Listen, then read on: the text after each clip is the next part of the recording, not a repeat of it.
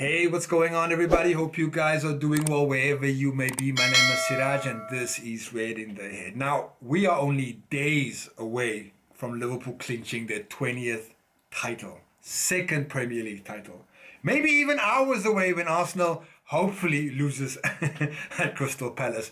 But you know, in true fashion, or at least in true fashion this season, it wouldn't be a Liverpool title challenge if there wasn't some maggots crawling out of the woodwork with their predictions or their hot takes about this title challenge from Liverpool.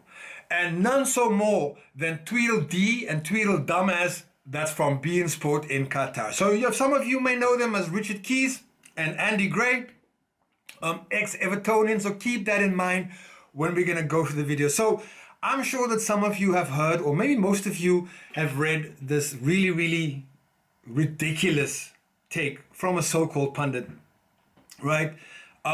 Saying that, you know, the narrative, man, the narrative. Yeah, the league wasn't good. Liverpool hasn't got any injuries, blah, blah, blah, blah. But now, even after a season, even after Liverpool have proven, and for the most part, home and away, with only 2 losses this season, that this was no fluke, that this wasn't just, that Liverpool were the real deal. But you know what?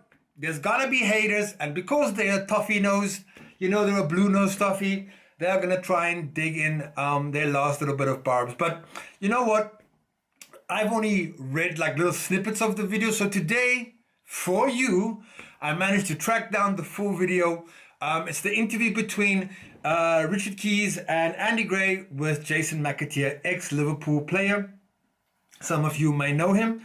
But yeah, that's about all I kind of know about this video. So you know what? Let's go and check this out, and I'll stop the videos if I need to add something. But you know, for our pure entertainment purposes, let's hear what these morons have to say. Let's go. There we are, most English league title holders. Liverpool will join Manchester United with 20 this year. A couple of things on what Slot has been saying. One, it's not a vintage season.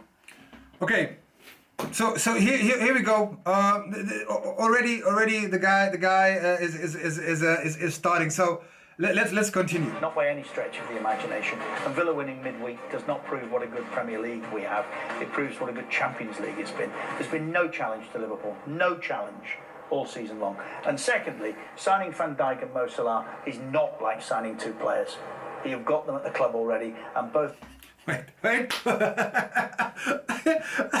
Okay, so for those of you who don't know, the Muppet on the red, that's Richard Keys. Mr. Nipplehead on the left, that's Andy Gray, and the guy with his arms folded like this, sitting in the middle, that's Jason McAteer, ex-Liverpool player.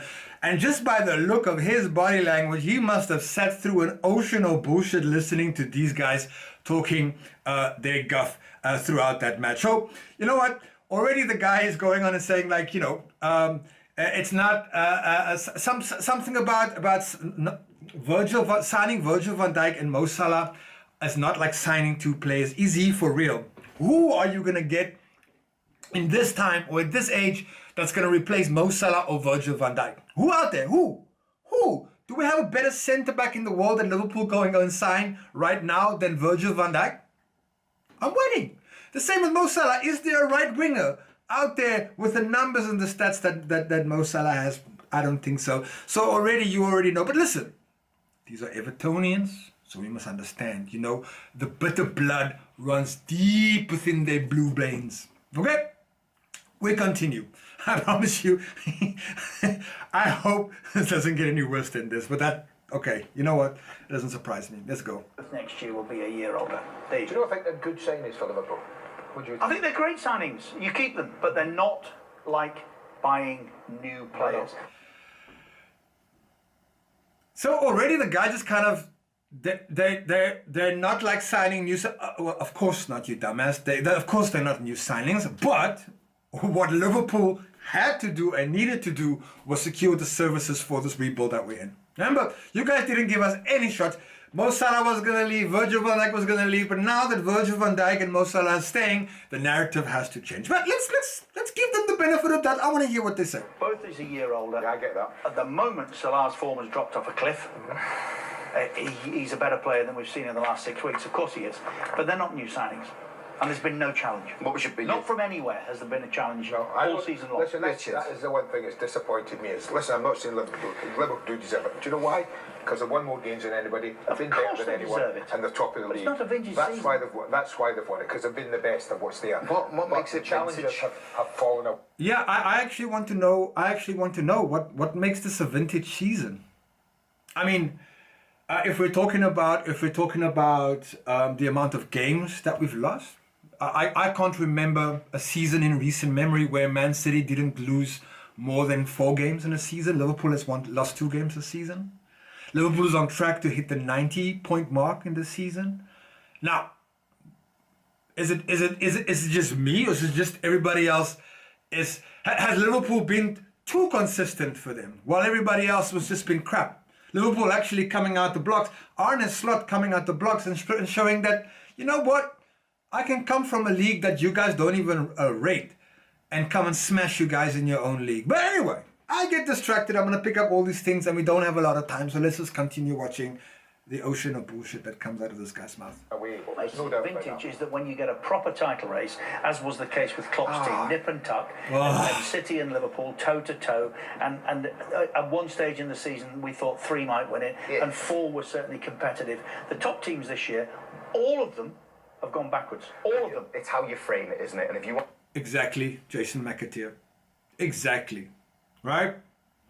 There are many ways that you could frame any kind of like argument, but it's for their narrative that they need to frame it like this, because we understand, you know, two boomers, baby boomers at the sunset of their careers, desperately trying to hang on to any kind of relevance. So you've got to say this garbage. You got to actually utter this garbage. And you know what? Fair play. You know, I used to watch Richard and Andy Gray back in the days when I was living in the Middle East. And you know, for a large part, their takes were really, really good. And for a large part, I thought that they were really sensible pundits. However, you know, now that we live in a world where YouTubers are gathering more views than any corporation, these guys have to say these kind of wild things just so that they can get a clicks. So I'm curious to hear what McAteer says. Want to frame it like that? That's Sorry, fine. that's how it is. That's why I framed it. No, like it's that. not, because I could frame you it. You could try and dress it up and say, I'll tell you oh, what. it's been a, First of all, there are no pictures on scorecards. Yo!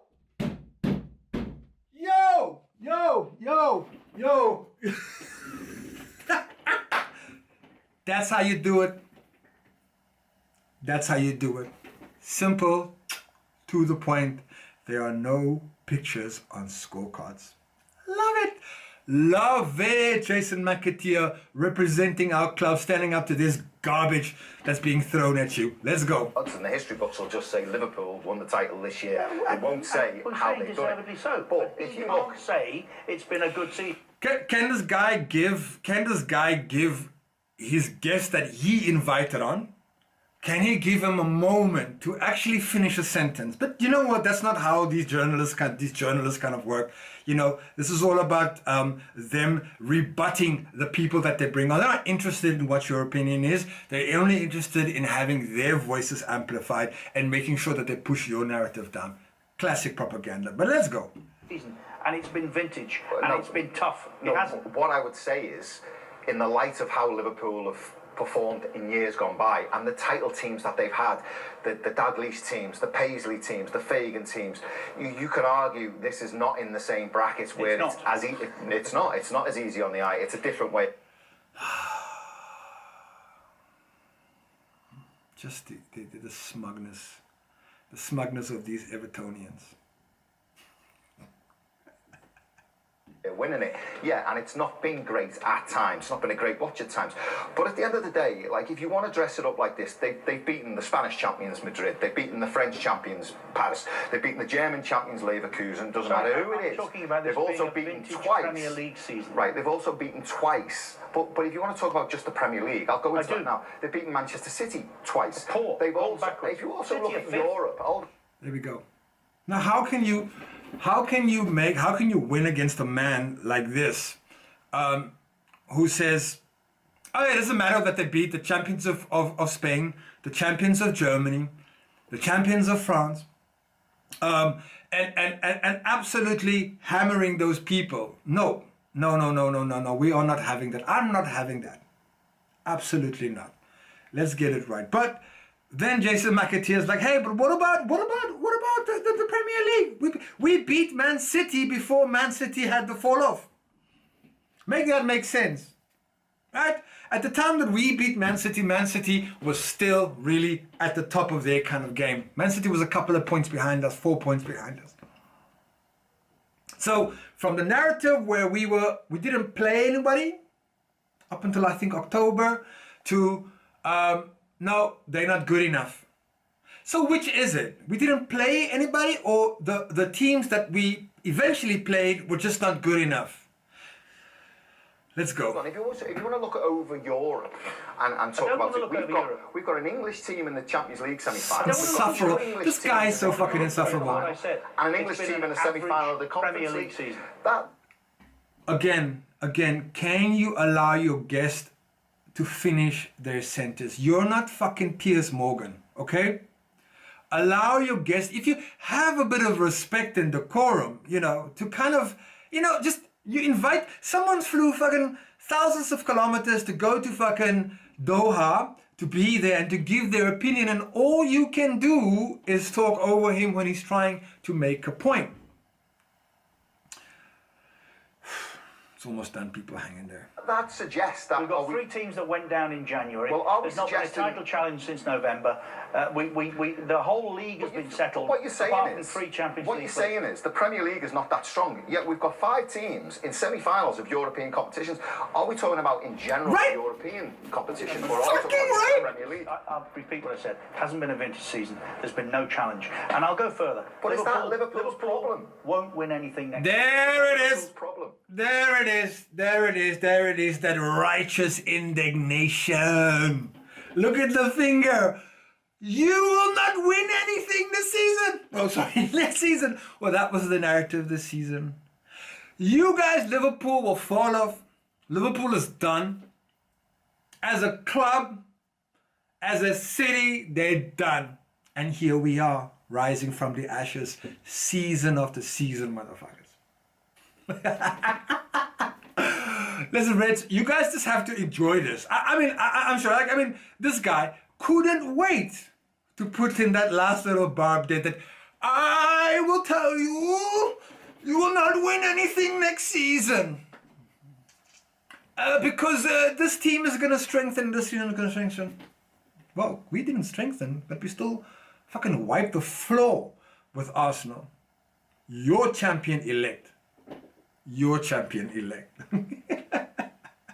I know he's not been a big fan of Man City winning team. So I'm a bit surprised by his take for someone who doesn't want Man City to keep winning season after season, and then Liverpool come in and beat Arsenal to the championship, and by a fucking country mile. Holy crap. Unbelievable. But let's just finish up this shit show. We're almost done, people. Let's hear what these Liverpool heads have to say. No, Liverpool only have to concentrate on what they've got to do. Absolutely. They do not care whether Man United are relegated. And neither should they care about any other team. But they don't. So why have we got to demean the achievements? Of course you're demeaning it. Of course, like your partner, your guy, the other guy there with the double chin, he is the one fucking denying it, right? Undermining and underplaying what Liverpool has achieved this season because he cannot help himself. He's a bitter blue. So let's go. It's not been a great year. That's not Liverpool's fault. Liverpool have been beaten twice. They can only do what's put in front of them week in, week out. Agreed. And they've done it. Agreed. But where I agree with you is at times it's not been a great watch. Of course. It's not been Kenny's team. It's not even our team, and we didn't even win a title. I wasn't passing judgment necessarily on Liverpool. Of course you were passing judgment, asshole. Latter probably. It has not been a vintage season. not been a vintage There's been no challenge. City gone backwards. Tottenham gone backwards. Arsenal never at it. Chelsea hopeless. I mean, Newcastle didn't put a challenge together until the last 6 weeks. There he goes. All right, I'm sure there's a couple in there. And look, I'm gonna put the video in a link to the video in the description so you can actually watch it like in your full strength. Listen, it's 4 minutes of absolute guff. Fair play to Jason McAteer for actually pushing back on some of this very lazy journalistic narratives that they have. It's really amazing to me to see how these people are really fucking clutching their pearls at the achievements of what Arne Slot has done. Like nowhere in their minds can they actually fathom that a manager from a league that they don't rate one bit can come in, take over from a legend, take a team, not sign anybody, make tactical tweaks that enhances the strengths and eliminates the weaknesses of that Jurgen Klopp team. And look, the proof is in the pudding. But like flat earthers, these people cannot see past their nose. That's what it is, people. These are the flat earthers of fucking football. That's where they are, Richard Keys and Andy Gray. All right. Anyways, Reds, this is, the one thing that Arne Slot for me has busted the myth, absolutely shattered the myth that a coach needs to buy his own team or get his own players and to be able to win. Back at Manchester United, those people are falling over. Ruben Amorim hasn't got the team that he has. That man has lost fucking 15 games. But that's not the narrative. The narrative is that United need to go and spend more money. Instead of taking those players that he had at United, and I'm just making an example. I don't give a fuck about Manchester United, but let's just make an example, right? The two contrasting managers, both of them coming from outside of the Premier League, both of them having won titles in their home country, coming into the two biggest fucking football teams in England, in English history.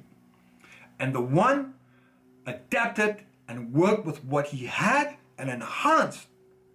And the others talked about, this is the worst team I've ever seen in my life. That's the difference. Reds, few hours away, maybe even a few days, we're going to be champions of England. So until then, I hope you guys enjoy the salt, enjoy the tears of everybody. This team did an amazing job this season. Well done, Liverpool. Anyways, Reds, thanks for watching, man. This is brilliant. Hope you guys are well. Take care. Do the like, subscribe thingy. It's great for the channel. I'm here to grow it. We're on our way to 500 subs. I'll see you guys at the next video.